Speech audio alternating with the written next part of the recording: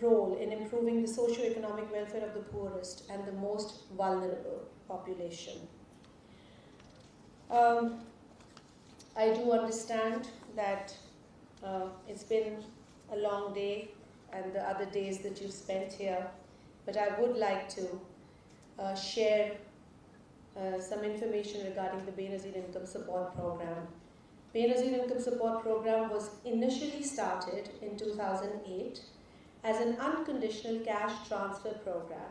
Later, it was enacted through an Act of Parliament, that is Benazir Income Support Program Act of 2010. From the very beginning, Benazir Income Support Program has remained above any political or ideological differences.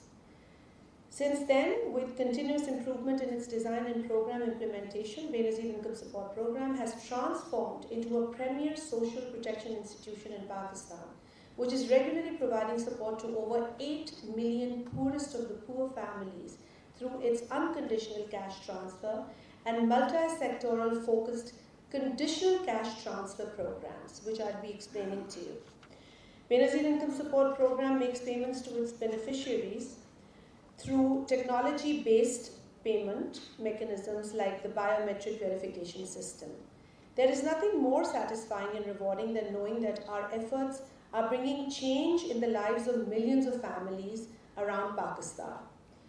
The evaluations of Benazir Income Support Program's unconditional cash transfer, which we also call Benazir Kafalat, show that there has been a positive impact on women's empowerment, including increasing the mobility of women who can travel freely to locations in their community, and increasing the involvement of women in household decision-making process. The analysis of beneficiaries being targeted by Benazir Income Support Program show high rates of poverty. 91% of Benazir Income Support Program are either ultra poor, or vulnerable to poverty due to various shocks. Our beneficiaries are facing multiple deprivations, such as access to education and health, etc.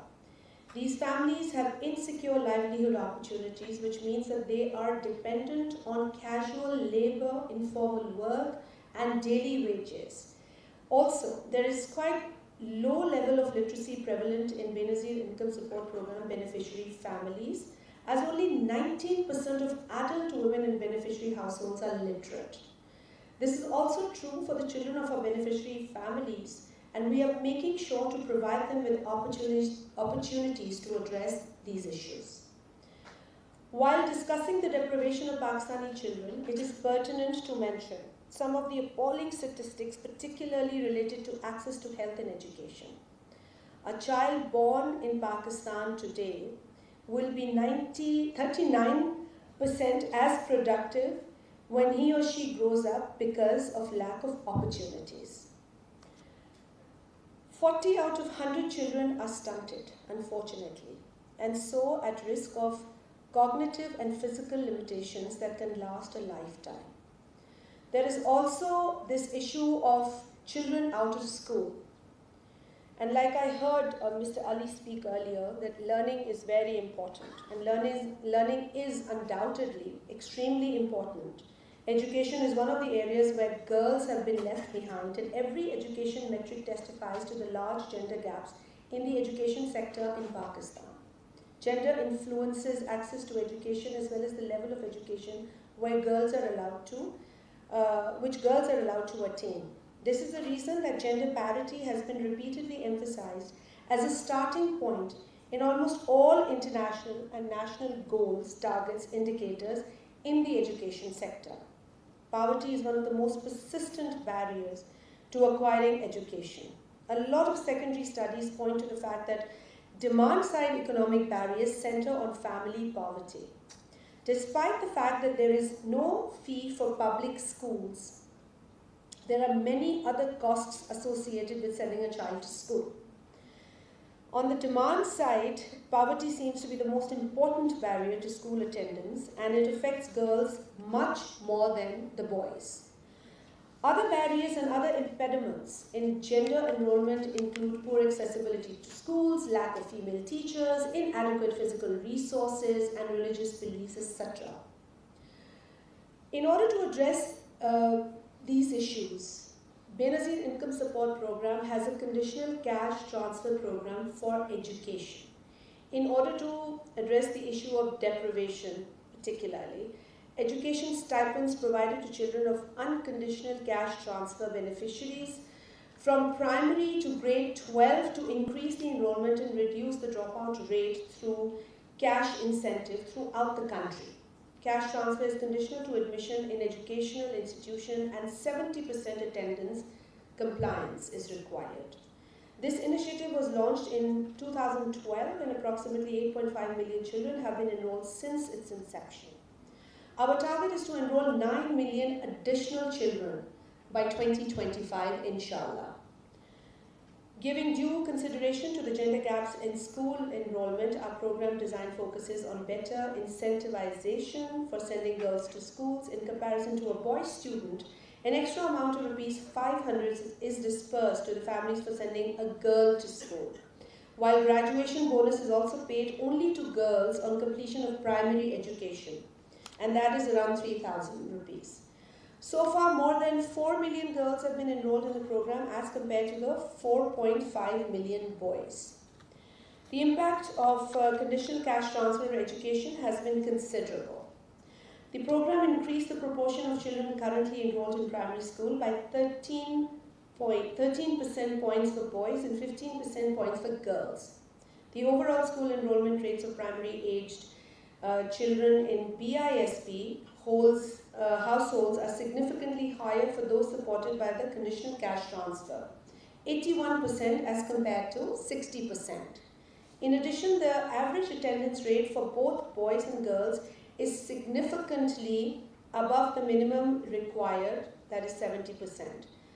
On average, boys have an attendance rate of 83% and girls have an attendance rate of 81%.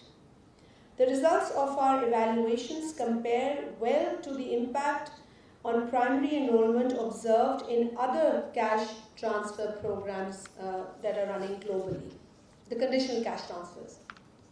Further, we have a conditional cash transfer initiative for health, or that is called Benazir Nashonama. Pakistan ranks third in global burden of stunting and wasting. To address stunting prevention and promote dietary diversity during the first 1,000 days window of opportunity, Benazir Income Support Program launched Nashonoma to increase the uptake of health and nutrition services of its beneficiaries through one, provision of specialized nutrition food for pregnant and lactating women and children aged 6 to 23 months. Two is the immunization to the pregnant and lactating women and children from their birth till 23 months. Third is the awareness session on breastfeeding practices, hygiene, sanitation, and dietary diversity, etc. Just like the conditional cash transfer for education, Benazir Nashonama also provides additional rupees 500 for girls upon fulfillment of conditions by the beneficiary families. UNICEF is one of the partners with the World Food Programme working on the Nashonoma program, and I'm happy to share that. And I also congratulate them for achieving considerable success in the implementation. In the next year, we are poised to launch Benazir Nashonoma in all districts across Pakistan. While the pilot of the projects is limited to 15 districts only at the moment, despite the successes, our work on social protection is just starting. We need to sustain the efforts to provide social protection for all segments of the population, especially the vulnerable groups at risk of being deprived or left behind. At the Ministry of Poverty Alleviation and Social Safety, most vulnerable, at this ministry we have humbling responsibility of being custodian of the poorest and the most vulnerable population of the country. Being custodians essentially means protecting vulnerable families, especially children, giving them dignity, empowering them, and ensuring they have a new meaning in life. I look forward to UNICEF's technical assistance to Benazir Income Support Program. We've already had a meeting, an initial meeting, and we're looking forward to working together, especially in the cash transfer program and in developing new and innovative techniques for reaching out to marginalized young girls.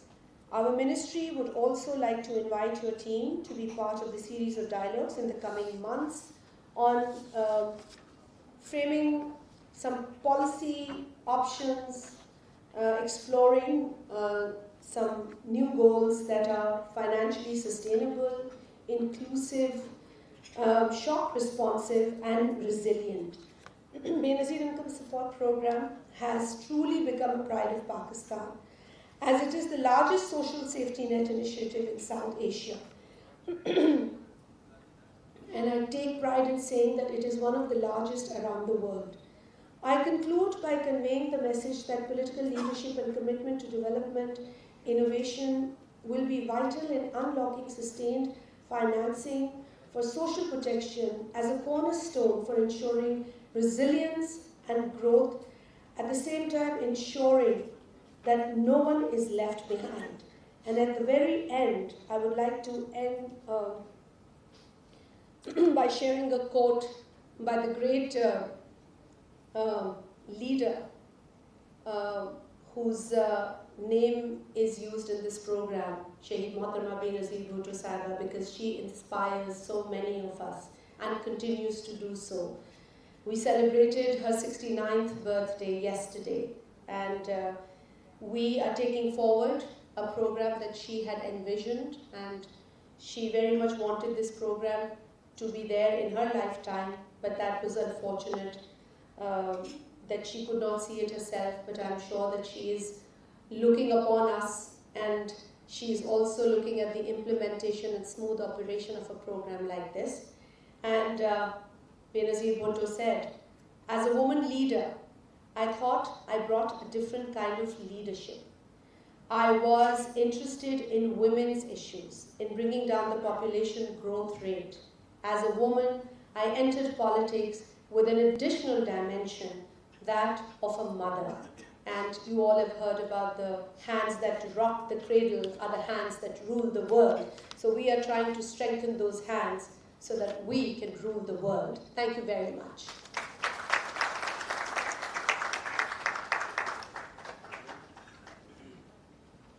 Thank you, Minister Marri. And with this, we conclude these 3 days of dialogue, kindly hosted and organized by the Ministry of Planning Development Special Initiatives and UNICEF Pakistan contributors. We would like to thank everyone also online. Thank you for your patience and for joining us. Thank you, everyone, and Allah Hafiz.